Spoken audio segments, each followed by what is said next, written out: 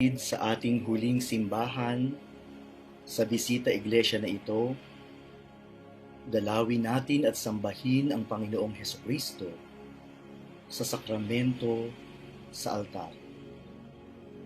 Taimtim, tahimik at mapayapa, naanyayahan natin sa ating puso si Kristo na naghirap at namatay upang tayo ay magkaroon ng kaluwalhatian ng muling pagkabuhay. Sa ngalan ng Ama at ng Anak at ng Espiritu Santo. Amen. Tayo ay mga anak ng muling pagkabuhay. Dahil sa muling pagkabuhay ng anak ng Diyos na si Jesus. Hindi sa kamatayan at kasalanan natatapos ang lahat, kundi sa tagumpay na nakamit ni Kristo. Sa ating paglalakbay sa laban ng buhay, mabuksan nawa ang ating mga mata sa presensya ng Diyos na patuloy na nagbibigay ng lakas ng loob sa ating lahat. Bilang mga anak ng Diyos Ama, nararapat lamang na tayo ay magnilay at sumamba kay Kristo sa kanyang katawan sa anyong tinapay. Ang mabuting balita ng Panginoon ayon kay San Juan. Ako nga ang tinapay na nagbibigay buhay na bumaba mula sa langit. Mabubuhay magpakailanman ang sino mang kumain ng tinapay na ito. At ang tinapay na ibibigay ko upang mabuhay ang sanlibutan ay ang aking laman. Dahil dito ay nagtalo-talo ang mga Hudyo.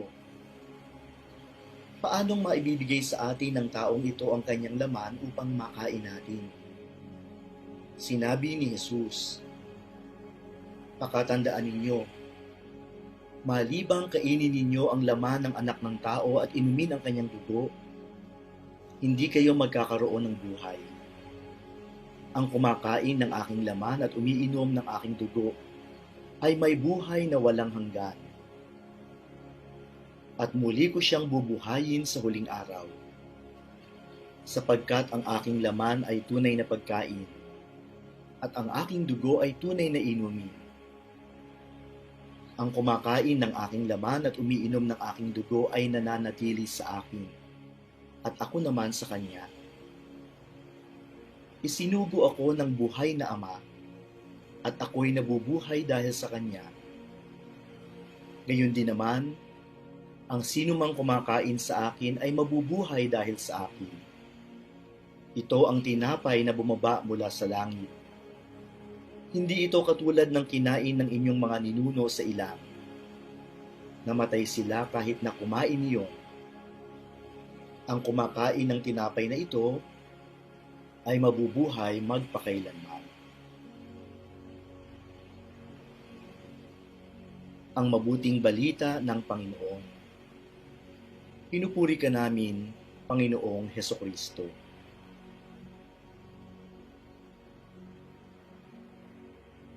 Tahimik na manalangin at magnilay, iugnay ang ating mga panalangin sa Panginoon para sa pagpapasalamat sa lahat niyang pagmamahal, pagpapatnubay at pagpapala sa ating buhay.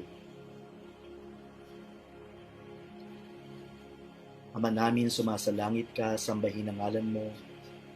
Mapasa amin ang kaharian mo, sundin ang loob mo dito sa lupa para ng sa langit. Bigyan mo po kami ngayon ng aming kakanin sa araw-araw, patawarin mo po kami sa aming mga sala, para ng pagpapatawad namin sa nakakasala sa amin. At huwag mo kaming ipahintulot sa tukso at iadya mo kami sa lahat ng masama. Aba, Ginoong Maria, napupuno ka ng grasya. Ang Panginoong Diyos ay sumasayo. Bukod kang pinagpala sa babaeng lahat at pinagpala naman ng iyong anak na si Jesus. Santa Maria, Ina ng Diyos, ipanalangin mo kaming makasalanan, ngayon at kung kami mamamatay. Amen.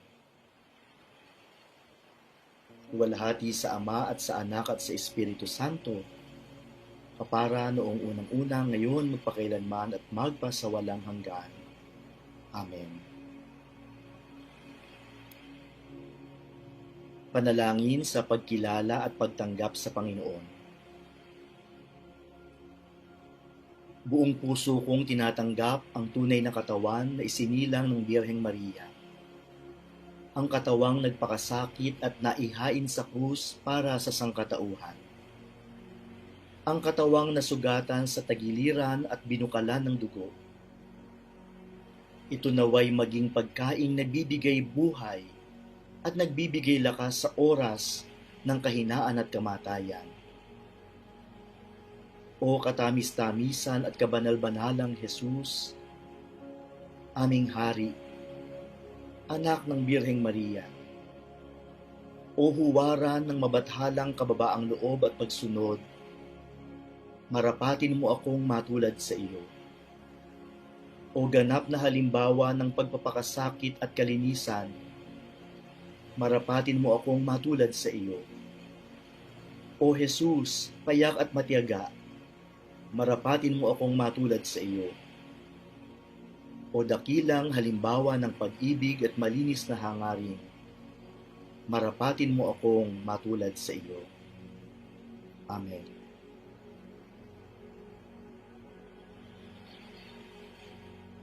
Pangwakas na panalangin.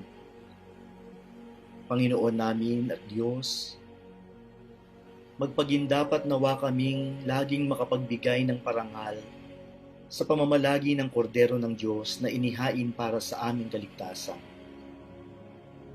Pagkalooban nawa kami ng titak ng kanyang luwalhati dahilan sa aming pananampalataya.